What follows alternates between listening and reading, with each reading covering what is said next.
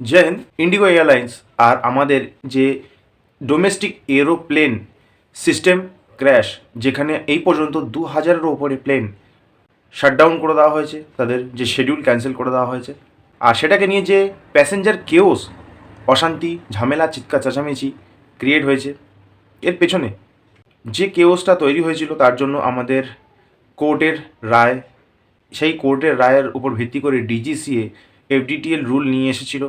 সেই এফডিটিএল rule pilot এবং crew মেম্বারদের যে ডিউটি টাইমিং তার উপর ছিল, আর এই ডিউটি টাইমিং আর এই পাইলট আর ক্রু মেম্বারদের ডিউটিদের শিফটিং নিয়ে যে রুলস আর রেগুলেশন, এটাই এর পেছনে আসল কারণ। সবার আগে জেনে নিই, একটা ডোমেস্টিক প্লেনের মধ্যে 2জন পাইলট আর 4জন ক্রু মেম্বার থাকে, এটা কমন। ডিজিসিএ ইন্টারন্যাশনাল লেভেলে আমাদের যে ডোমেস্টিক এরোপ্লেন সার্ভিস সেটাকে নিয়ে যাওয়ার চেষ্টা করেছে, তার জন্য স্ট্রিক্ট গাইডলাইন দিয়েছে। টোটাল 22টা কন্ডিশন দেওয়া হয়েছিল, তার মধ্যে 15টা কন্ডিশন জুলাই মাস পর্যন্ত এবং বাকি 7টা কন্ডিশন, যেটাকে মেন, সেটাকে নভেম্বর পর্যন্ত সময় দেওয়া হয়েছিল। আর ইন্ডিগো এয়ারলাইন্স সময়টাকে এক্সটেন্ড করে বাড়িয়ে ফেব্রুয়ারি 2026 পর্যন্ত চেয়েছিল, কিন্তু আমাদের ডিজিসিএ তাদেরকে এই এক্সটেনশন দেয়নি। আমাদের ইন্ডিগো এয়ারলাইন্সের যে সিস্টেম শাটডাউন হয়েছে, এর পেছনে একটা জিনিস রয়েছে। ইন্ডিগো এয়ারলাইন্স আর এয়ার ইন্ডিয়া, এরা দুজনে মিলে 65% থেকে 90% মতন ডোমেস্টিক এরোপ্লেন চালায়, অর্থাৎ এদের হাতে 65 থেকে 90% প্লেন রয়েছে। এরা ভারতের দূর দূর প্রান্তে কানেক্টিভিটিও দিয়ে দেয়, আর ভাড়াও ইন্ডিগো এয়ারলাইন্স অন্যান্যদের চাইতে কম রাখে। কিন্তু বর্তমানে যে সিস্টেম শাটডাউন হয়েছে, এর পেছনে পাইলটের শর্টেজ দায়ী।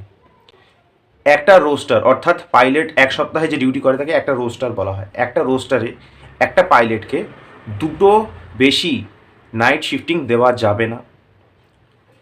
ডেইলি বেসিসে 8 ঘন্টা ফ্লাইট টাইমিং আর 10 ঘন্টা ডিউটি টাইমিং। ফ্লাইট টাইমিং আলাদা হয়, যখন প্লেন ইঞ্জিন স্টার্ট করা থেকে শুরু করে ইঞ্জিন অফ করে, এটাকে ফ্লাইট টাইমিংয়ের মধ্যে কাউন্ট করা হয়, আর বাদবাকি টাইমগুলোকে ডিউটি টাইমিংয়ের মধ্যে কাউন্ট করা হয়।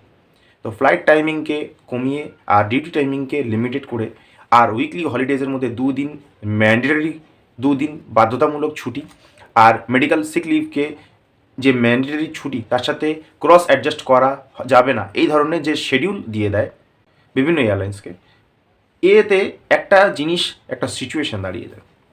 সিচুয়েশনটা হচ্ছে পাইলটের শর্টেজ, অর্থাৎ যেখানে তাদেরকে আরও বেশি পাইলট হায়ার করার দরকার ছিল তারা করেনি।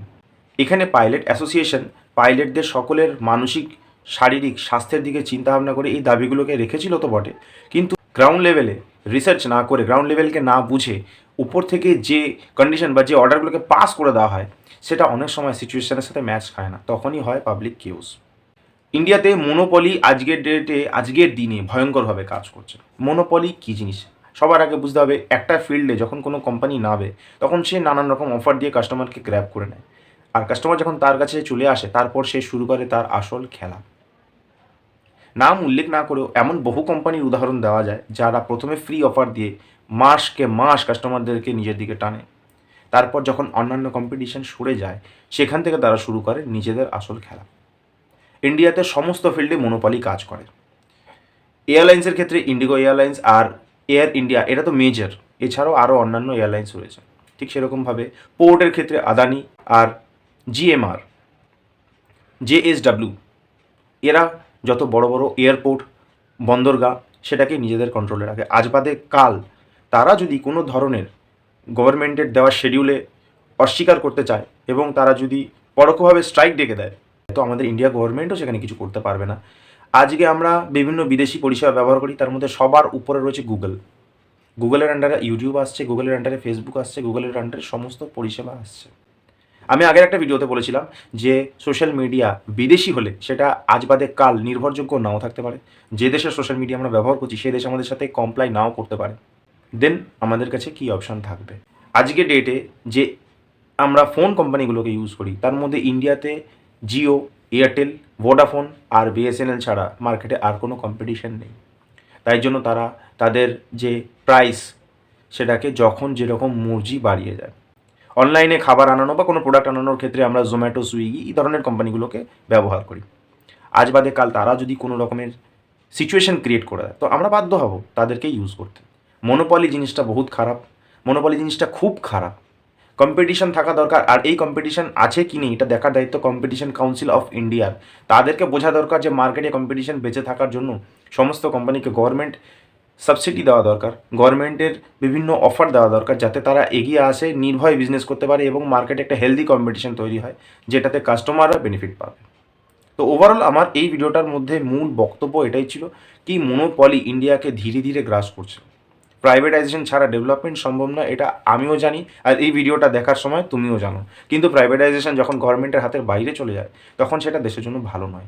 একটা সামান্য ইন্ডিগো কোম্পানি আজকে ইন্ডিয়াকে যেখানে নামিয়ে দিয়েছে, একবার ভেবে দেখো গুগলের মতন বড় কোম্পানি সারা পৃথিবীকে কোথায় নামিয়ে দিতে পারে। অপারেশন সিন্দুর হওয়ার পর থেকে ভারতের ওপর বিভিন্ন রকমভাবে অ্যাট্যাক করা হয়, তার মধ্যে সবথেকে বড় অ্যাট্যাক হচ্ছে সাইবার অ্যাট্যাক। আর এই সাইবার অ্যাট্যাকের মধ্যে জিপিএস স্পুফিং, যেটা 1 ডিসেম্বর অর্থাৎ ডিসেম্বর 1 থেকে আমাদের বিভিন্ন নিউজে দেখা যায়। জিপিএস স্পুফিংয়ের জন্য বিভিন্ন এয়ারপোর্ট তাদের বিমানের এমার্জেন্সি ল্যান্ডিং পর্যন্ত করায়।